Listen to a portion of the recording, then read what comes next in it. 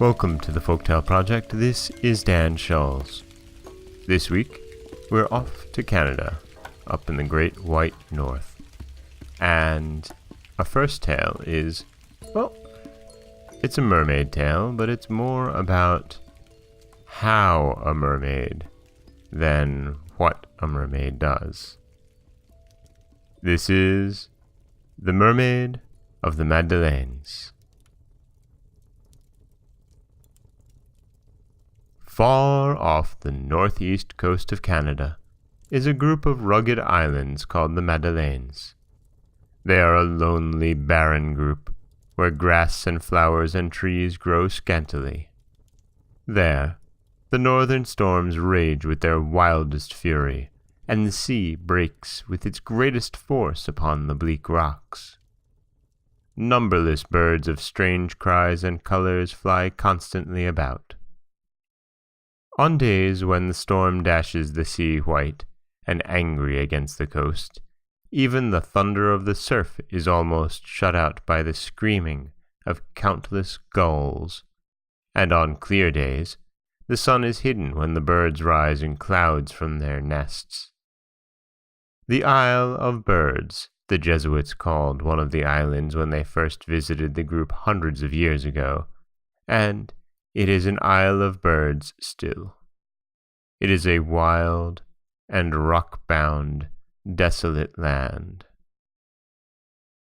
But, although the islands are barren of grass and flowers and trees, the waters around and between them are rich in fish. The kingdom of fish, men call the place, for adventurous traders grow wealthy there, reaping the harvests of the sea. The greatest product of the waters is the lobster. He always inhabited these northern seas, and about his power in olden times strange tales are told.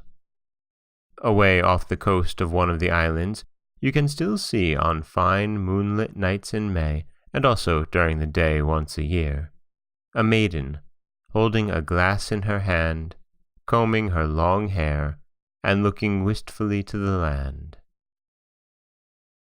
Sometimes, too, on calm nights, you can still hear her strange song above the murmur of the waves. She is the phantom lady of the island over whom the lobster, in faraway days, used his power. She is now a prisoner in the deep, held there as a punishment for her deeds. Now, it happened that long ago, when fish were first canned for food, there was a great slaughter of sardines, the tiny fish of the sea, by cruel, money-greedy traders who caught them, packed them in small boxes, and shipped them to far-off countries, just as they do today. These traders received large money rewards for their labor, and people all over the world liked the little fish and paid a high price for them. The sardines saw their numbers slowly growing smaller, for, being little, they were helpless against their captors, and among all their family there was great sorrow. In despair, they asked the big fish of the sea to help them. At last, in answer to their appeal, a meeting of all the fish in the sea was called. Here, the big fish took an oath to help their small cousins in their struggle with man, and to punish, when they could, all who ate or fished the sardine family. And the little fish rejoiced greatly. One May Day, a large ship loaded with packed fish was wrecked on the sunken rocks of the Magdalene Islands. Soon, the ship was broken up by the heavy surf on the sharp reef, and her cargo was strewn along the shore. It happened that in the cargo there were many boxes of sardines, and they too were washed up on the beach by the tide. In the evening, after the sea had calmed, a fair maiden who lived on the island with her father, a fish trader, walked along the shore alone to view the wreckage of the broken ship. She found, to her delight, one of the boxes in which the sardines were packed. She resolved at once to eat the contents, for she too, like all the world at that time, liked the little fish. But although she tried as hard as she could, she was unable to open the box. She sat by the side of the sea and sang a song of lament, calling on anyone who could open the box for her. She sang, "I love sardines when they're boiled with beans and mixed with the sands of the sea."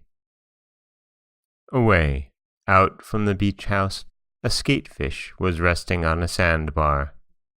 Hearing the song of the maiden, he quickly swam towards the shore.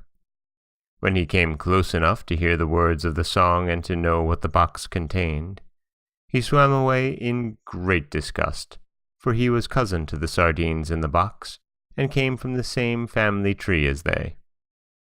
But he was too timid to try to punish the maiden. Then a bold merman heard the song. He had long looked for a landwife to live with him in his home under the sea. Now he said, "Here, at last, is a shore maiden for me," for the voice of the singer was beautiful to him. So he went to his looking-glass to dress himself in the most genteel fashion. From bright, clean seaweeds and sea leaves he quickly made himself a new suit, all green and yellow, and he covered his feet with bright-colored shells, and his neck with the pearls which the oyster gave him, and dressing himself carefully, he hastened in the direction of the song.